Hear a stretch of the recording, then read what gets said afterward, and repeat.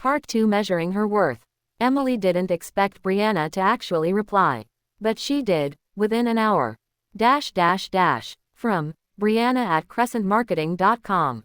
Subject: OMG yes. Greater than Emily. Are you serious? That's amazing. I had no idea you could design clothes like that.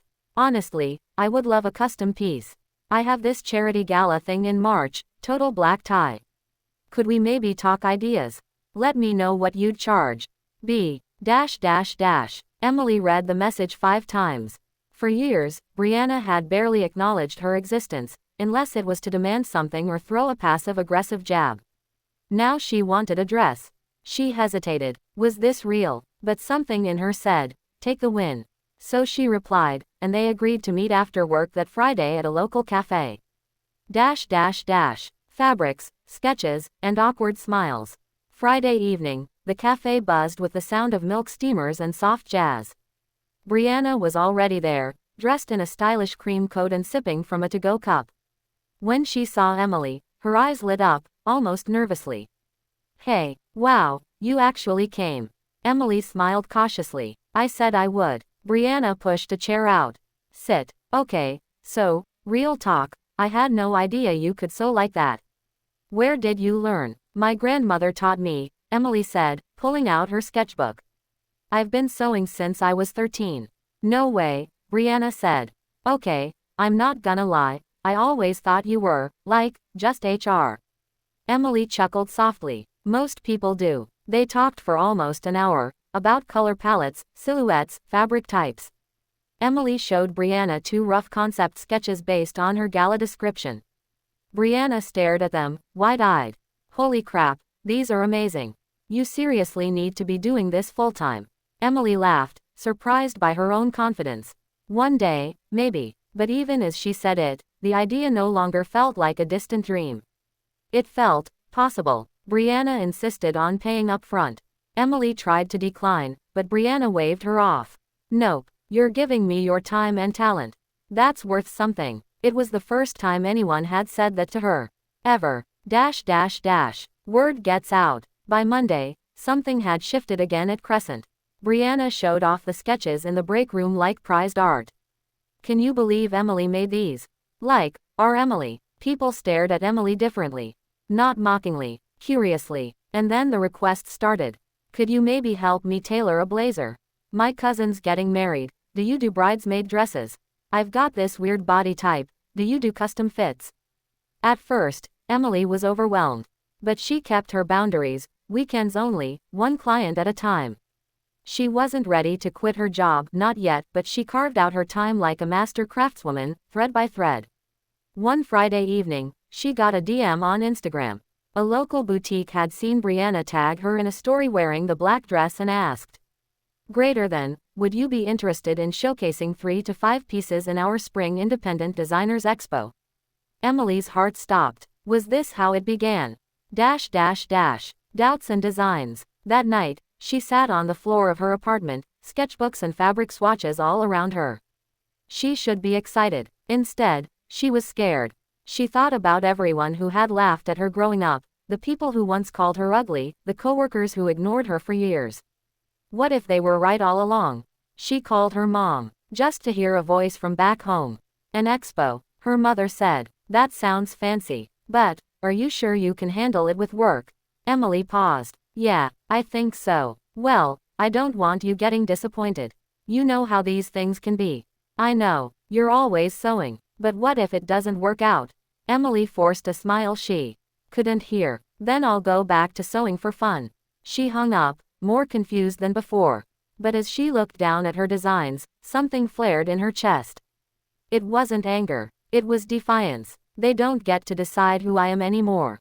The expo. The boutique's expo was held in a converted warehouse with exposed brick walls and glowing string lights. Independent designers were given racks and mannequins to showcase their work. Buyers, bloggers, and influencers roamed with interest. Emily's booth was simple.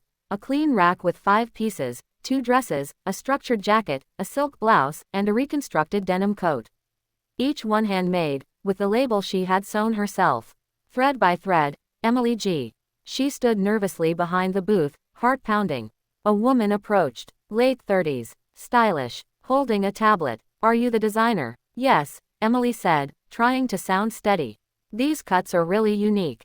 Especially the jacket. Do you sell online? Emily blinked. Ah, not yet. I do custom orders. The woman nodded. You should. I'm with Shop Local Kai. We feature rising designers. Here's my card. She walked away. Emily stared at the card. Then another woman came. Then a man. Then a boutique owner. By the end of the day, she had 6 new orders, 2 collaboration requests, and over 200 new followers on Instagram. When she got home that night, she cried. Happy tears. Because she finally felt like someone. Cracks in the office world. As Emily's side hustle grew, her time at Crescent started to feel off. Not because of her work. Because of how others changed. People who used to mock her now smiled too wide. Tried too hard. Brianna still wore the custom dress, but now acted like they'd always been friends. One afternoon, Nancy called her in. You've been late twice this month, Nancy said. Is everything okay? Emily nodded. Sorry, it's been busy outside work. But I'm keeping up. Nancy pursed her lips. I'm glad you're finding creative outlets. But remember, this is your priority. It was the tone that stung. Like a reminder. Don't get ideas. You're still just our. Emily smiled. Of course. But the thread had already loosened. The breaking point. Then it happened. Emily submitted her vacation request for a week in May to prepare a new collection. Nancy denied it. Too many people are out that week, she said. And we need HR coverage. Emily offered to split the week, work remotely, anything. Nancy refused. Emily sat at her desk for hours that day, staring at her computer screen, hands still. And she thought, why am I letting someone else decide the limits of my life? That night, she opened a new Google Doc. Resignation letter, draft. She didn't send it, but she wrote it. That was the first step. The rise of a brand. Over the next 2 months, Emily balanced both worlds. By day, she processed forms and answered HR tickets. By night, she created fashion. Her Instagram passed 5,000 followers. A local fashion blogger wore her jacket and tagged her. Then came a podcast interview. A shout-out in a BuzzFeed-style listicle. She hired a photographer friend to shoot a small lookbook.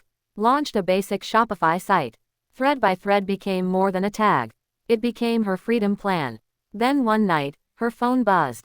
DM from, @KiraCastillo_style. Verified account 120K followers.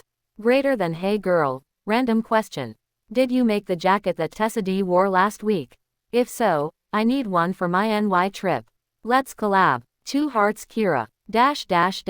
Emily's jaw dropped. Kira Castillo was one of the biggest fashion influencers in Chicago. She replied. They set up a call.